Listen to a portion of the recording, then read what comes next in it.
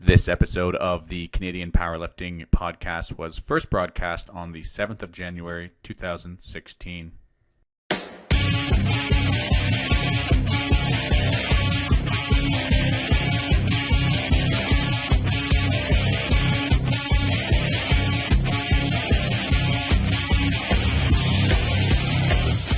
Hello and welcome to the Canadian Powerlifting Podcast, the bi-weekly show that brings you the best of powerlifting in Canada, discussing trending topics, training advice, coaching philosophies and much more. Our three co-hosts include Ryan Stinn, holder of the heaviest equipped squat and total in Canadian powerlifting union history, boasting a 4th place finish at Worlds and 1st place finish at North Americans. He is also the owner of Unparalleled Performance Training Centre in Moose Jaw, as well as co-owner of Inner Strength Products. Steve Cassioli, IPF World Record holder and bronze medalist at the 2015 IPF Classic World Championships, the 3rd strongest powerlifting in the history of Canada based on Wilks, and owner of Cassioli Strength and Conditioning. And lastly, Avi Silverberg, world team coach and world bench press medalist, owner of Pursuit of Strength, an online powerlifting coaching hub served to enhance athletic performance through programming and educational seminars. Today's episode starts right now.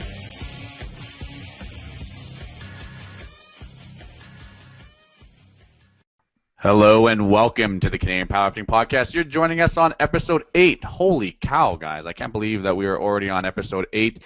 We are going to wrap up our Commonwealth Powerlifting Championship content today with our 3rd and final recording with two very, very special guests, Kacey Baines and Sarah Leighton. We'll intro them in just a second here. We wanted to do our results for the LVD Fitness giveaway for the hat that we drew for. Ryan, tell us who won the prize. All right, the winner of the LVD hat giveaway is Nick Dolman. I think I'm saying that right. So, Nick, we will get in touch with you and get you connected with LVD and get your hat on its way.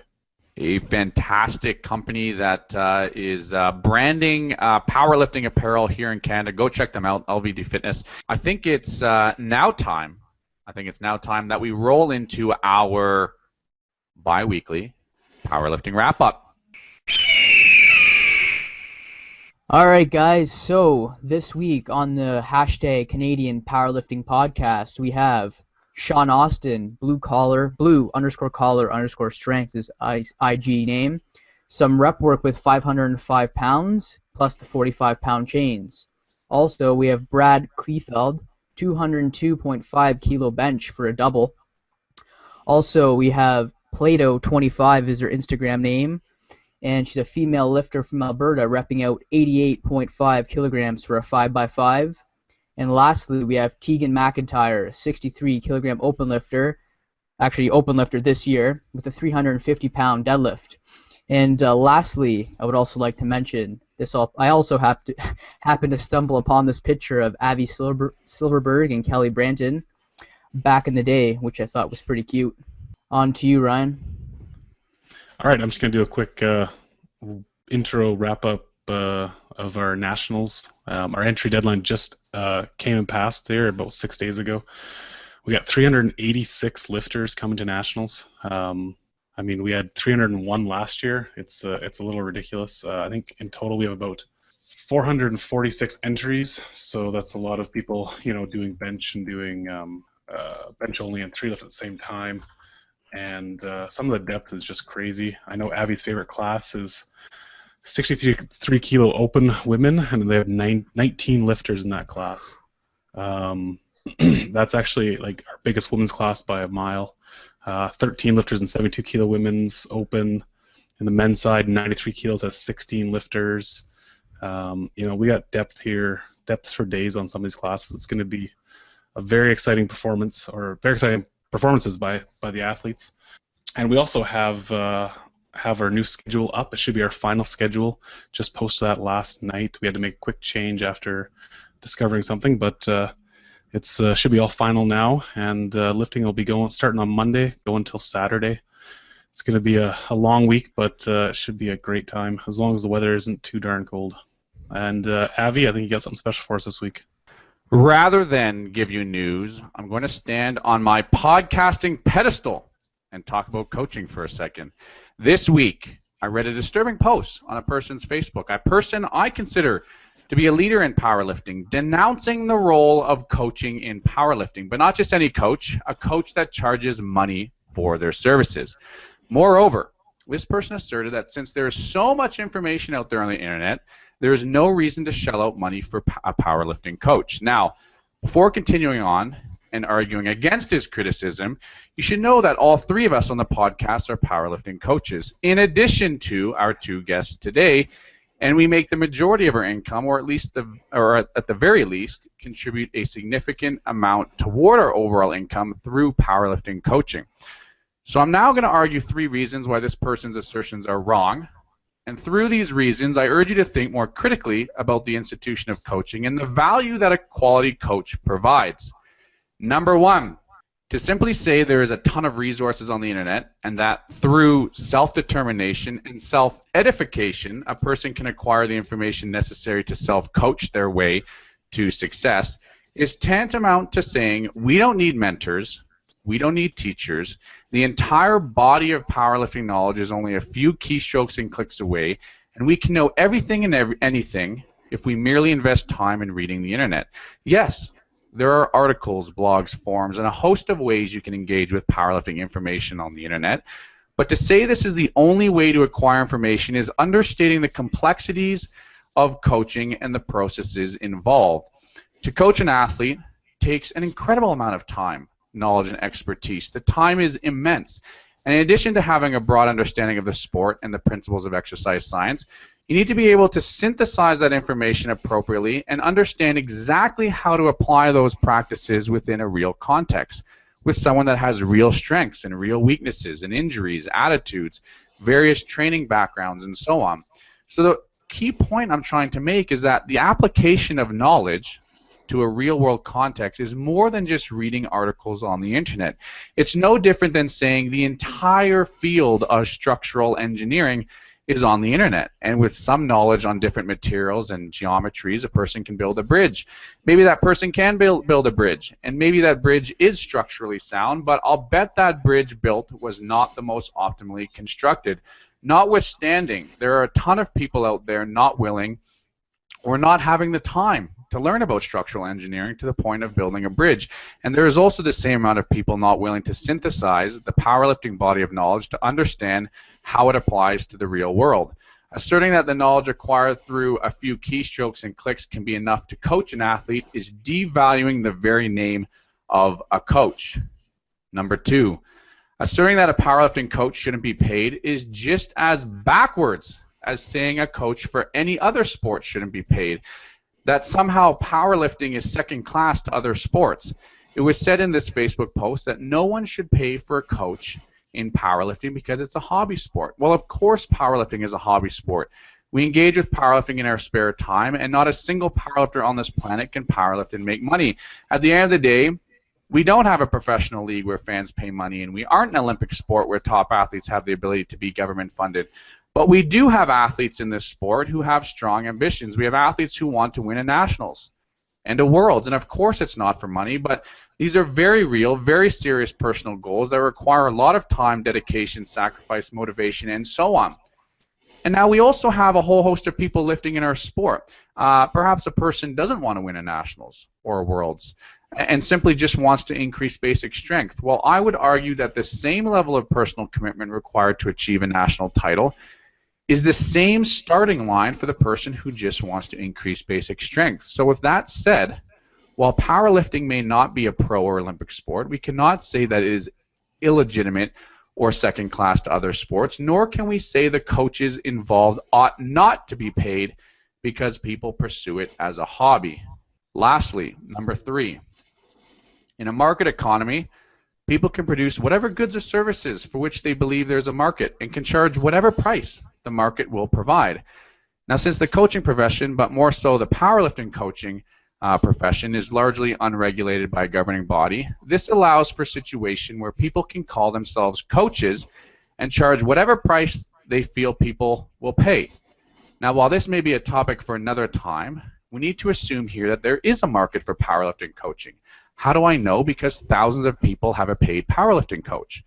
We also have to assume in this market, like any market, that the quality and credibility of people charging for services varies too. In no way am I going to say that someone shouldn't charge for a powerlifting coaching or any services for that matter. There are people out there making a fortune on being a fortune teller.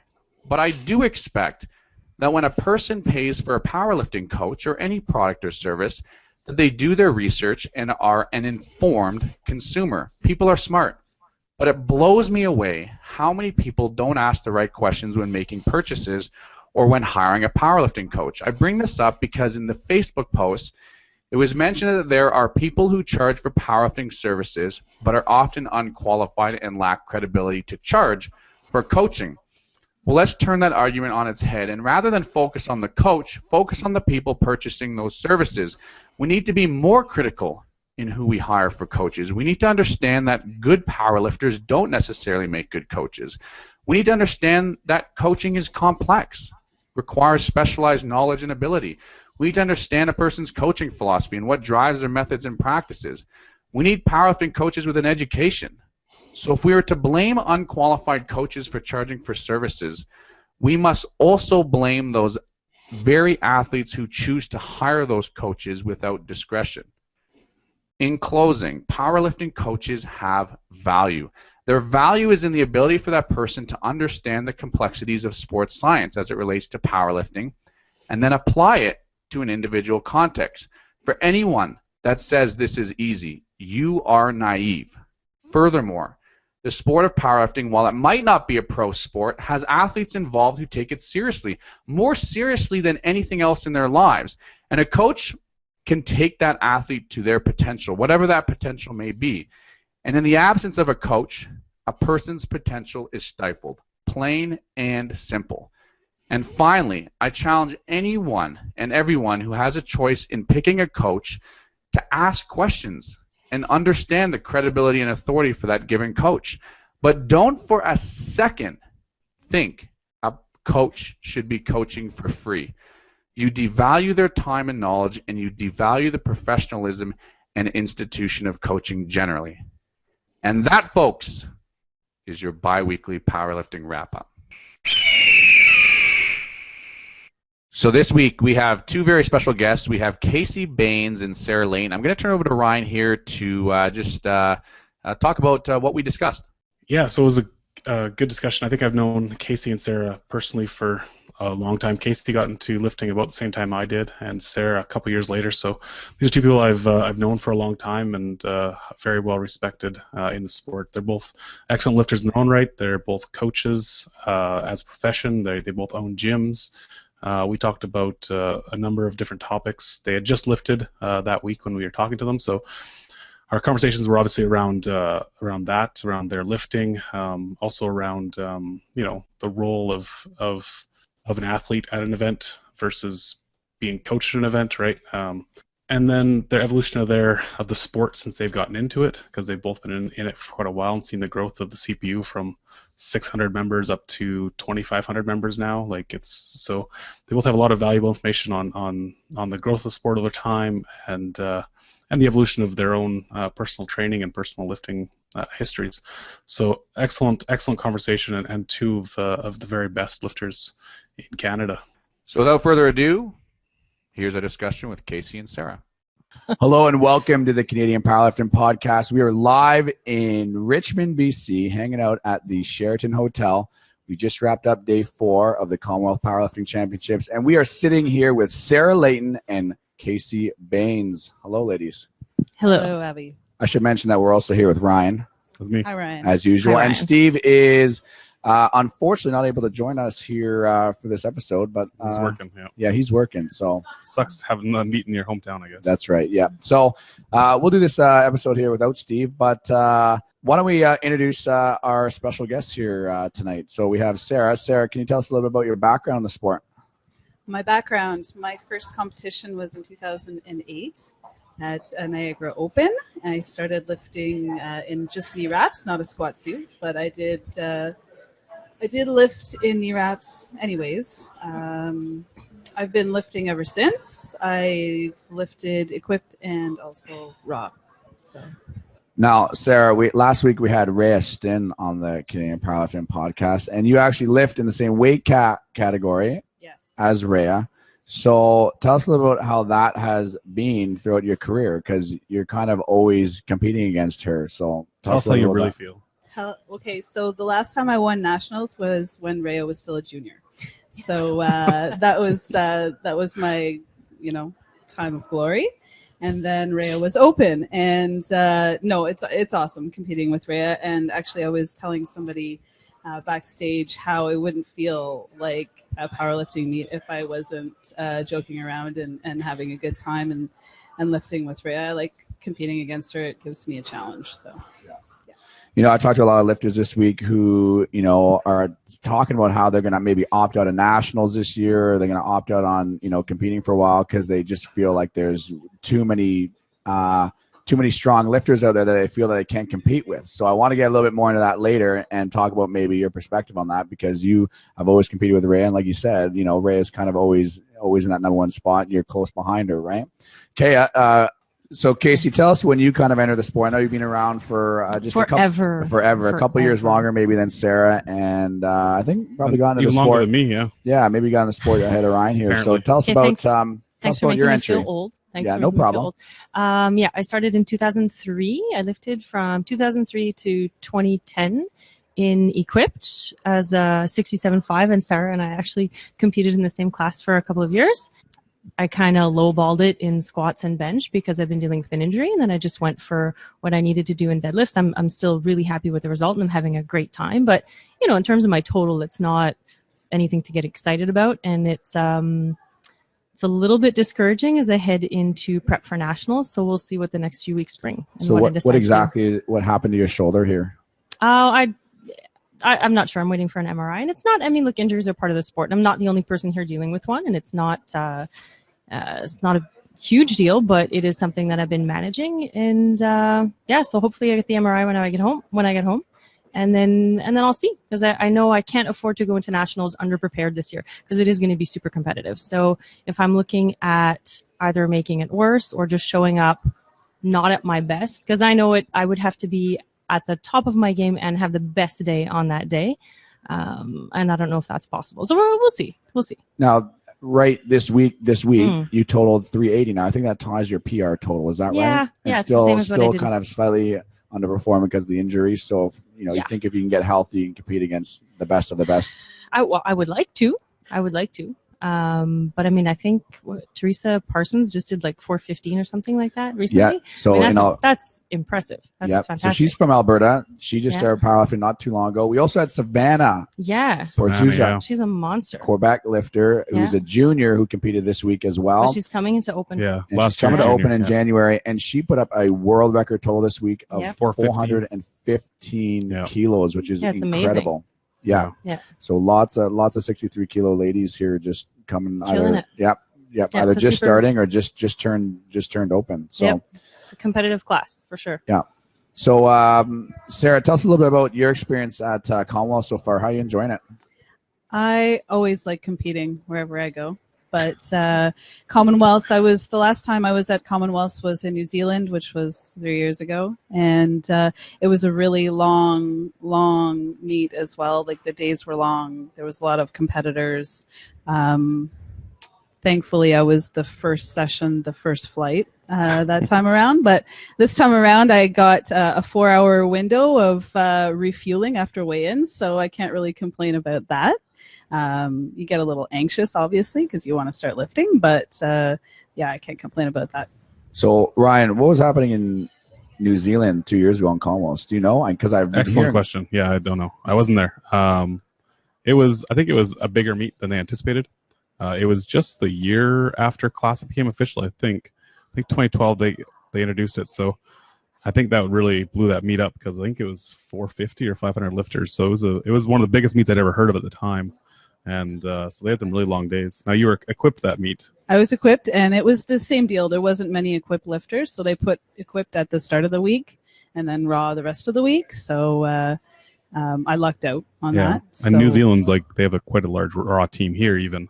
Yeah. So I think they must have had a lot of lifters Yeah, there was a there. lot of Aussies and a lot of Kiwis. Yeah. So And 2 years ago, when Commonwealths was held, then we have been kind of hearing some horror stories that they were running the sessions till like 4 a.m. Yeah. Now this week we haven't been running till 4 a.m, but there has been some pretty long days and pretty long sessions. So how do you deal with coming into a competition?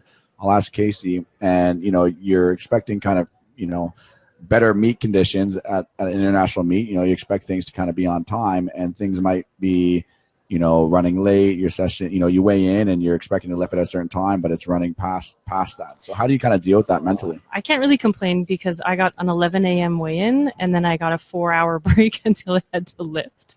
I don't really think having expectations I think not having any is kind of the way to go because you just don't know what you're going to get. And just to be clear, this is only my second international competition. I've been at it for a long time, but I've only done one Worlds, and this is my first Commonwealth. So in terms of competing internationally, I'm relatively new at it. But yeah, just in general, I mean, you never know what you're going to get at any meet. And it's at the end of the day, it's run by people, and people are not perfect, and they're trying to organize things and get things done. And there's a lot of us, and anything can happen. So you just kind of focus on your game plan and go with the flow. You can't do anything but that. Yeah, you really don't. Yeah, you can't do anything but that. We had some lifters lifting last night and the night before, and I think they were hitting. We had one athlete who was hitting, I think, their final deadlift around midnight. Yeah. And same thing, almost 11:30 last night.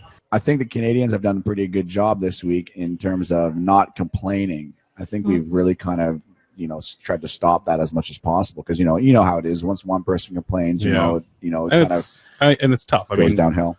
No one wants to be lifting until midnight, right? It's never the ideal situation, but it's something you have to do. And I think in Halifax and at my second nationals, we finished our session around 12:30. Yeah. So I mean, it was a late night then, and it just happens, right? You kind of roll with it and do your best. I mean, everyone else is lifting the same boat, exactly. right? So you're all in the same boat. that's right. Yeah. And at the end of the day, that's what Rockstar Energy drink is for, right? That's right. A lot of caffeine and a lot of sugar. or Monster. Or Monster, Or whatever. Monster. Whoever we might be Just good sponsored by, old-fashioned right? Coffee, That's right. I always find that the best athletes, as soon as you kind of verbalize these kind of negative feelings, or you start to acknowledge those things that are going wrong, it really starts to take over, right? It kind of takes a life of its own. But the strongest athletes are the ones who are just kind of positive throughout the day. And I don't think I heard any negativity from you guys this week, even though things were running behind. And I don't know if that's veteran experience or if that's just being mentally tough. But Exactly. Oh, okay. Well, thanks, Abby. Good stuff.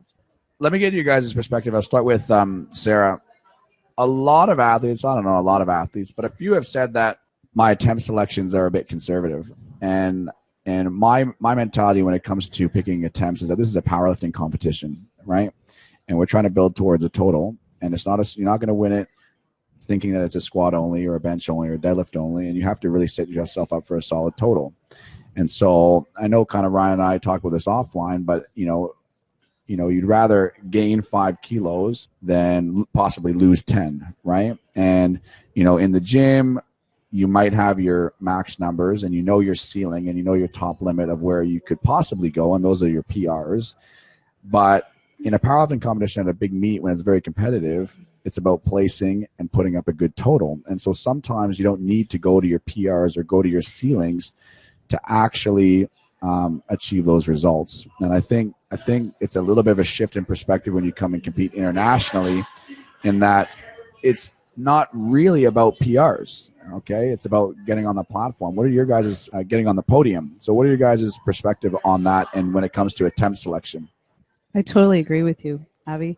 And I know, like, obviously you handled me when I lifted, and I constantly get flack from this guy about my lifts never looking hard enough, and that's because I'm always conservative myself as well, and I know that building the total is what's going to get you that placing, and I totally agree with everything that you said, and I think because there's so many variables whenever you're competing, especially, it could be overseas. It could be, like situation like this when you're, 4 hours behind. Sometimes you don't have enough food. Sometimes, there's, you cut weight, whatever, especially in gear. That's a huge deal. But, there's so many variables, and sometimes it's good to have somebody watching you and being able to see kind of, how much you got left in the tank. And, obviously there's a difference between beginner lifters and,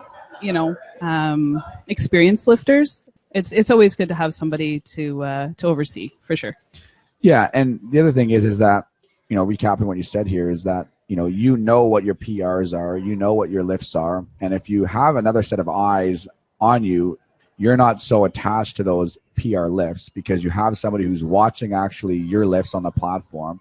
You're watching, the speed of the bar and what's happening with the competition and making sure that whatever attempts are going in are the ones that are going to be setting you up for the best total, right? And at the end of the day, it's the total that gets you on the podium. Yeah, and that's it. I mean, if you have somebody on your tail, that 2.5 kilos might be the difference maker. And, and especially, when you're talking about the squat, I mean, you still have 2 more lifts, and you just never know what can happen, so. And I think part of it is that as a coach at an international meet, most times you haven't seen everyone's training. So if you see someone grind out an opener squat, maybe they always grind every squat, right?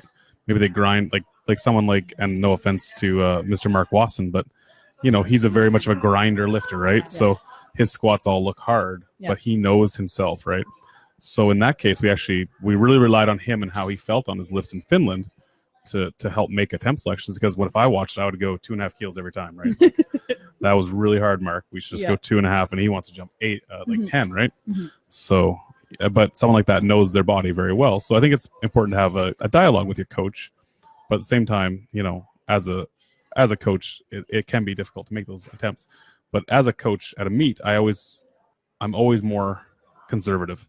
Mm. I always regret when the lifter insists they need to go 15 kilos up, and I'm like, no, we should probably go 7. Yeah. And they go 15 and they don't get it, then I feel like a heel because I should have insisted that they go 7, right? That's it. It's really hard to win, really. Yeah. And do you think, I'm going to turn to Kacey here, do you think that the strategy changes then? First of all, do you agree with what everybody's saying? Yeah, I know for myself as a lifter, I prefer to be more conservative, especially at this competition with the position I was in. I definitely wanted to be conservative, but overall, I do prefer that. When I'm coaching with like sort of beginner intermediate, sure, absolutely. Like I'd rather that we, even if we leave a little, in the tank, but they come away having a really positive experience and go 9 for 9. I'd prefer that than, like Ryan was saying, I've been in the same position where someone says, oh, I want to go up. And you're like, okay. And then they miss, and you carry that around for a while and you feel really bad. Sure. I've made some calls at sometimes, and it really eats me up for days. Yeah, it does. So I like to be a bit more conservative, but I do think that, sometimes with more experienced lifters, everybody's got their own risk tolerance too. So knowing, like you were talking about, Mark, knowing the lifter and them knowing themselves as a lifter and having a good communication is an important part of it too. So one of the things that is kind of a benefit for Ryan and myself, who travel a lot on these world teams, who get to see kind of some familiar faces compete often internationally, is that we started to get to know the lifters, right? And a prime example today was Kelly Brenton, who squatted 410, which is 900, on his 3rd attempt. Now, he opened with somewhere around 800, 377.5 kilos, and it wasn't that speedy. It was a little bit of a grind. No, it looked pretty bad. And, I've seen Kelly squat. I've worked with Kelly, and, obviously I'm in a dialogue, like you said, with Kelly, but as the meet's going on, but I know that he gets better as he goes along. So when we jumped 22.5 kilos to his 2nd attempt, there was no question in my mind that it was there because, we've worked with him. But often the challenge is that you don't work with these athletes, right? So it's challenging to make the right attempt selection. I always give the athlete the choice. I say, I know that you can do this 100% of the time. 100% of the time, I know that you can make this lift based on the speed of the last lift and how you're feeling and how you're talking to me. right? If you want to go up 2.5 or you want to go up 5, that's a gamble. That's a 50-50 gamble. Maybe even, you might only have a 20% shot. So if you want to gamble today, sometimes I turn it over to a lifter, especially if they're being kind of stubborn, and, to put it in their court and say, if you want to take the gamble, take the gamble. And most often, 9 times out of 10, they don't make it. Yeah. But let me just turn and talk a little bit of a different strategy. At a local meet when there's not as much competition, okay, because here at the international competition, you're going to have stacked flights, and you want to set you up for the best total possible to get you the highest placing. You want your team to win a medal. And you want your team to win medals, and you want the team points, right? But at a local contest or provincials, right, when none of that is happening, and maybe your class isn't as stacked, or maybe you're the only one in the class, is that a time to then maybe go for those big PR lifts? What do you guys think? It could be. I know with any of the athletes that I've coached at different levels, we always talk about it beforehand. We come up with a plan. What's best case scenario, worst case scenario? What are your goals? What's going to make it a successful meet for you? What do you really want out of this? And we establish that beforehand. So, because sometimes, when you get into the competition and you're all jacked up on Monster or whatever it is, and adrenaline and the emotion is playing into it, you can stray from your plan. And then maybe a couple hours later, you go home and you're like, man, I should have stuck to my plan. Because that's happened to me as well. So we talk about it before. And then, and every once in a while, if someone says, no, I really just want to go for it, go for broke on the last one, okay, go. But for the most part, we establish a plan beforehand and kind of like plan A, B, C, and we stick to that. Now, I've already handled 80 lifters this week, and everybody, it's been a long week, but... Actually, I want to turn the tables on you for a second. So I was going to ask you how many people you've coached. 80. So 80 so far. We have about 110 for the week. We still got, some or a little bit more than that because we have only, I think, 15 equipped lifters tomorrow. So we must coach upwards of 95 100 plus now. lifters. Yeah. So it's impossible that you're going to have an in-depth conversation with every single person that that you're coaching. And at the end of the day, as head coach, like we have to defer to you in a sense. Like that's part of it. It's impossible that you're going to know every lifter and who grinds and who doesn't and who can do this and who can do that. We filled out forms. We're all here. We're being coached by the staff. And at the end of the day, you have to let the staff do their job. You can't see yourself sometimes. Sometimes I'll think I'm good for a whole lot more and I'm not, or sometimes I feel like it was really slow. And, and then Carla said, no, that was actually really solid. So you just got to listen to your coaches. Now, let me turn it over to Ryan and Sarah here, because this is something that we've been dealing with all week. And you mentioned plans, people coming up with plans, and you as a coach, coaching athletes, and setting up a plan for them. I find that having a plan is great. Having an idea of numbers is great. But what are your guys' take on being married to your plan? Because we have a ton of lifters who have already planned out their attempts, 2 weeks, 3 weeks in advance. They get to competition, they go through their warm-ups, and their last warm-up literally looks like a second attempt. Yeah. And they're still married to their plans, and they don't feel like dropping their opener. I mean, we drop it anyways, but then they get upset, right? And then we get into this whole, mental game that, I'm weak today and this and that. And because they have this fixed, rigid idea that these are the attempts that I should be doing. So let me turn over to Sarah first. And, what's your perspective on that over the years? Over the years, right now, like for myself, I usually have a plan. I have my warm-ups and I have my 3 attempts as a plan. Obviously, I'm going to be flexible on the day, but I use a very strategic plan. I use percentages, and my opener is basically my last warm-up.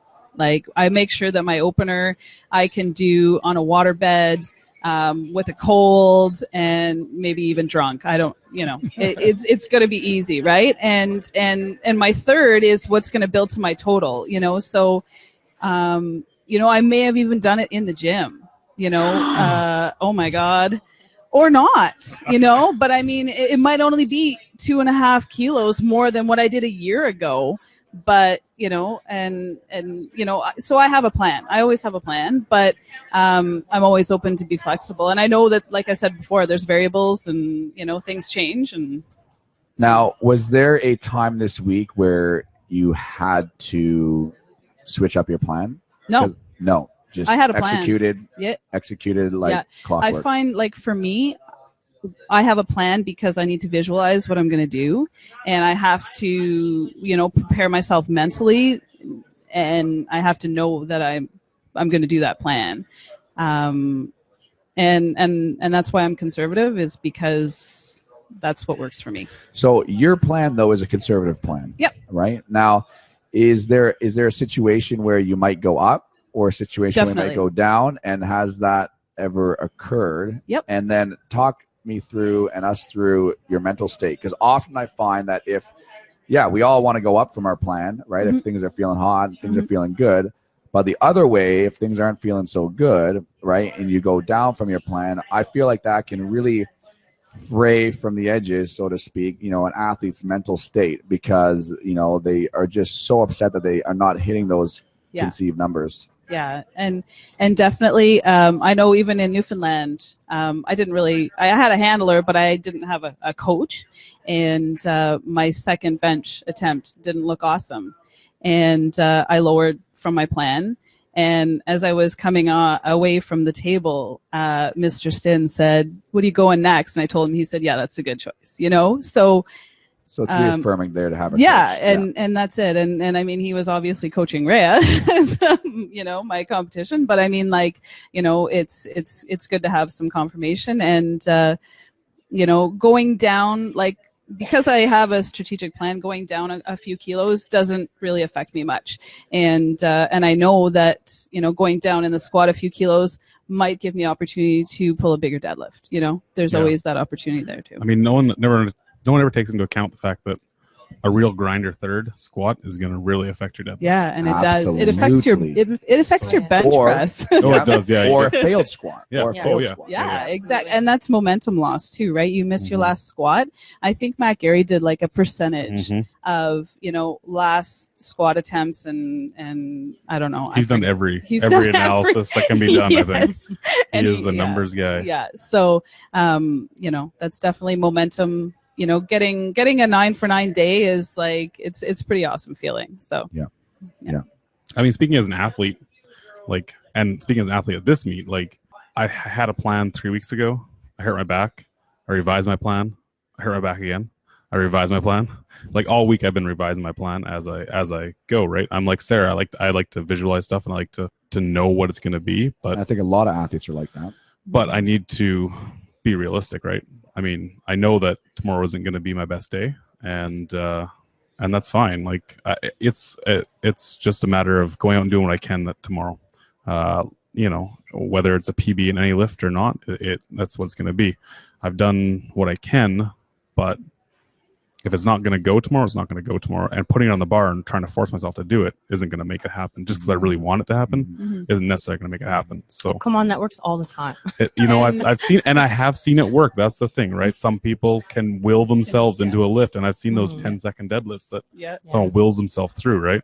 The first time you have a meet where you don't hit a PB in every lift, it's like, whoa, what just happened, right? Like, I've hit PBs in every lift, right? That's what I do. But the first time you don't, you have to take a step back and go, yeah, okay, this is a long game, and it's going to be measured in months and years, and not in weeks. 2.5 kilos at a time. That's right, 2.5. You're just chipping your way up, right? And so it's up over time. I think I heard you say a word there as you were just talking, and you said realistic, right? You have to be realistic with your plan, whether that's either adjusting a plan, right, or realistic on game day with how your warm-ups are feeling. And the best athletes, I define the best athletes in this way, is that where they think they are and where they actually are is a small disconnect. Where they think they are and where they actually are is like bang on. They're bang on point. And I coached yesterday a guy, Kevin Weiss, an M1 93. Many people might not know who that is. He won the M1s in South Africa 2 years ago. I totally trust everything he tells me as an athlete, because he knows his body. Where he thinks he is and where he actually is bang on. And I can only say that about a few athletes. In most athletes, there's a small disconnect or quite a large disconnect, and you get to know who those athletes are really quick. But when you work with these really special athletes who know exactly where they are and are realistic with their plans, right, that's what makes a great athlete, in my opinion.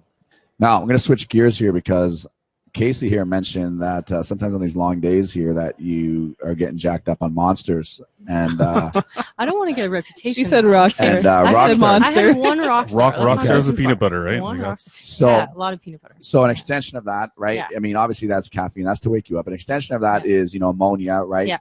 I love me some ammonia. I really or do. smelling salts or whatever, right? Now, this is just something that I've been thinking about and reflecting about for quite a while. Yeah. Is these athletes that take ammonia all the time, Yeah. or smelling salts all the time, and they're so jacked up, Mhm. and for every lift, and I find that they can't handle the amount of energy and the amount of like hype that gives them, and it actually causes them to overshoot their technique a little bit. Yeah. So how do you? So I mean, one, do you agree? And two, I mean, what's your recommendation in terms of using those things to get you jacked up, but also executing on salt technique? Okay, well, I do like smelling salts, and I'll have Rockstar. I'll get those things, but in general, for myself, I try not to, like you were talking about, not being too married to a plan.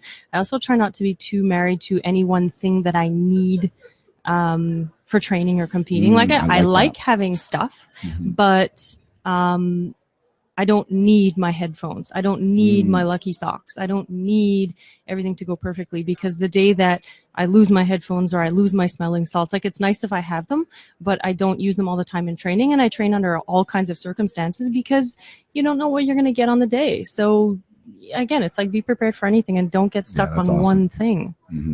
Right. So, but I do like Rockstar and I do like ammonia if I can get it. Yeah. But do you use it in training? Sometimes, it depends.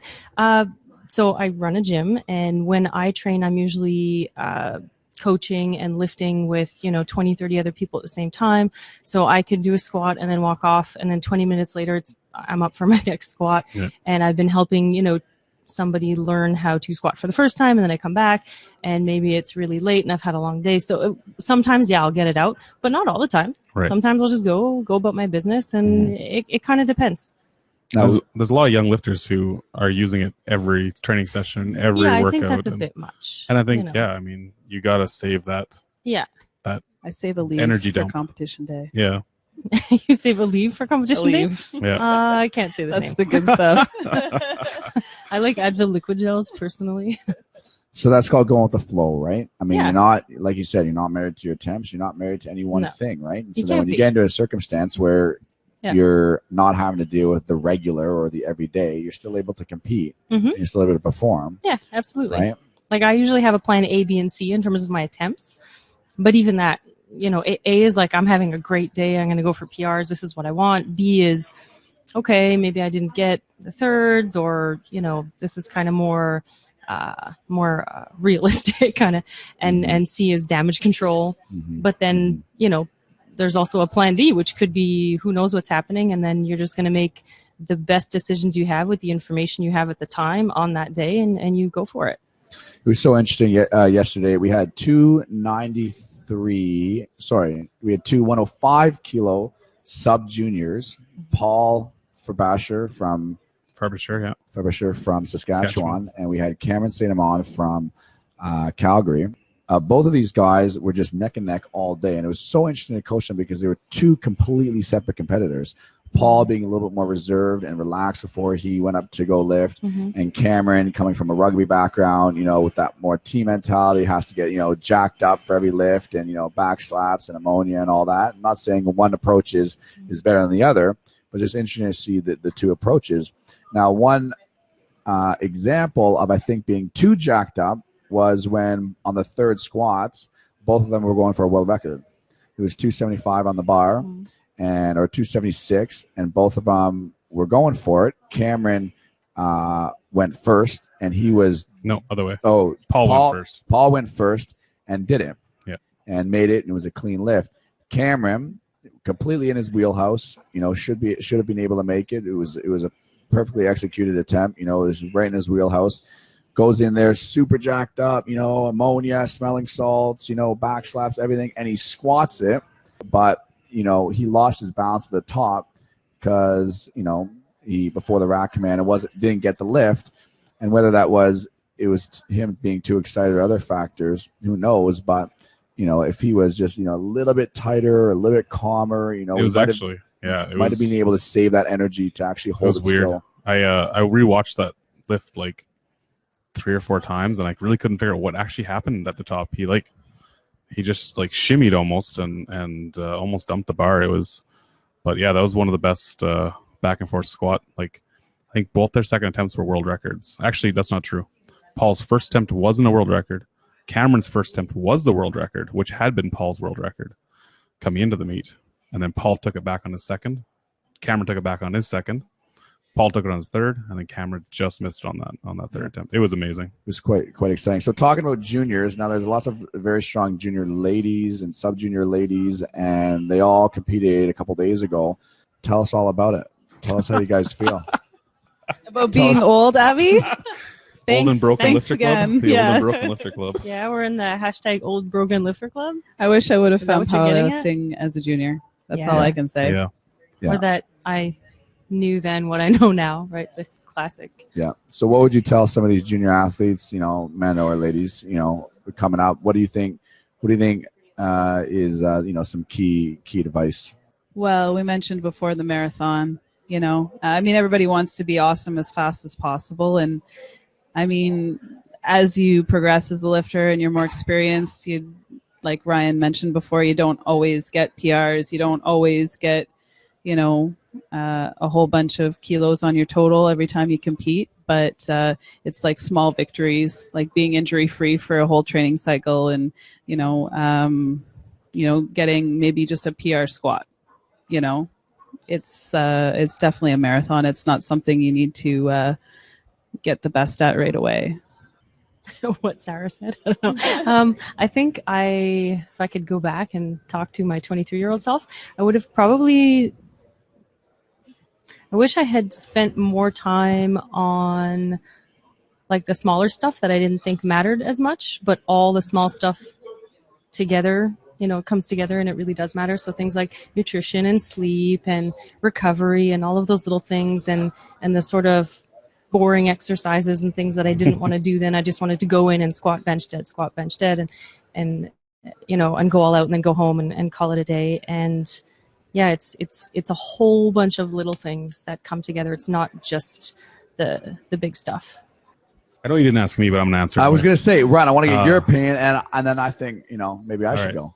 So I think one thing I would say to It's your podcast. any lifter is that every lifter's hit adversity at some point in their powerlifting career, and if you haven't, it's coming. I promise. It's coming. It's coming. It is there. Undoubtedly. But just don't. There's a lifter who was around for about 3 or 4 years and skyrocketed to being one of the best lifters in Canada, if not the best lifter in Canada. I won't even name any names, but if you know who he was, that's great. But he hit a little bit of adversity and kind of fell off the map. And not only him, like this happens all the time. You see a lot of juniors who are great juniors, but they hit the open class, they're no longer competitive, and they just disappear. Right? They're not gonna walk in and win a medal, so they're just not gonna lift anymore. I think whether it's adversity through competition or adversity through injuries, I think it's a matter of knowing that most of the strongest people in powerlifting are well into their 30s. It's not Absolutely. It's not a young person's game necessarily.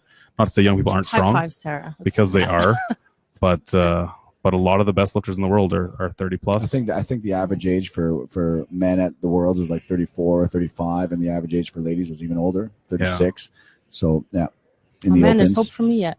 So just going with what Ryan said, there's always going to be adversity, and there's going to be a pattern of highs and lows and progress and regress. And as long as in the long run, in the thinking years, not weeks or days, that cycle of progress and regress is trending upwards. Yep. That's the pattern that matters. But everybody has low points. Mm-hmm. I guess what I would add to that is, and just looking at what I have been seeing this week and being in the moment a little bit, is that your worst rep, and I've been saying this to the lifters all week, is your worst rep in training is going to be your best lift in the meet. So if you're squatting high all the time in training, if that's how your reps are, you're going to come here and squat high. Or if maybe it's not all the time, but if your worst rep in training is, whatever, maybe, you don't lock your arms out in your bench all the time, or, you kind of cheat here and there. That's what's going to come together in competition.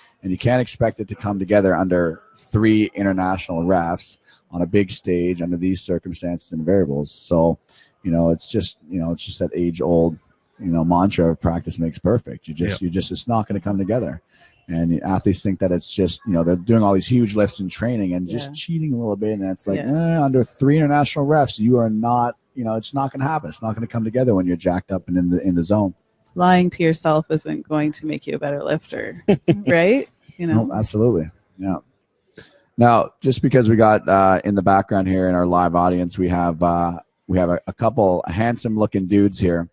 I just want to ask you a quick question to Sarah and Kacey here. Who has the best haircut right now? Do that. Right now. You've got a hat on, my friend, so you can't play this game. Be quiet. Really nobody knows that. I'm not even Ryan. Mark Morris, fresh cut Kelly Brenton, Abby Silverberg. Okay, we'll toss Ryan in there, or Ryan. Do I get a vote? I want to vote. I feel like right now at this very moment, Kelly has the best hair. Kelly's is definitely freshly styled at this point. Kelly. Yeah. Thank you. Thanks, guys. Thanks for having us. So there you have it. That was our conversation with Kacey and Sarah. Absolutely fantastic. Kacey is giving us something to our listeners. I'm going to turn over to Steve just detail what that exactly what that is. All right, guys. So if you guys know, or if you guys don't know, Kacey owns a gym called Epicenter in Montreal, and she will be giving away one of her sweaters. So if you guys go to our website and enter in before January the 20th, you guys will have a chance of winning one of those very nice sweaters. It's an absolutely fantastic hoodie. Pretty sweet logo. I got a T-shirt myself, so definitely the hoodie is going to be fantastic. Ryan, who do we have? What kind of plans do we have in store for future episodes here? Well, we're going to do a couple more this season. We're working on lining up some guests that I'm sure everyone's going to enjoy. So still working on the details on those next 2 episodes, but we'll do 2 more this season, and that will take us basically to nationals, where we're hoping to, like Commonwealths, get together and do some in-person recordings with some athletes on site and on scene, and we're trying to line up some guests for there as well. So it's going to be a quick whirlwind ending here to our first season, and then we'll probably take a little bit of time off before we wrap or roll into season 2. But yeah, it's going to be some interesting times. I'm really hoping to get some of these guests lined up because I think they got some really good information to share with us. So it's going to be fun. All right, there you have it, episode 8, and we'll see you next time. You've been listening to the Canadian Powerlifting Podcast, the podcast that brings you the best of powerlifting in Canada, hosted by Stephen Cassioli, Ryan Stinn, and myself, Abby Silverberg. Please follow us on Instagram and check out our website for some great free powerlifting content at www.canadianpowerliftingpodcast.com. If you like what you heard today, please rate our podcast on iTunes, and don't forget to listen to every other Thursday for a brand new episode.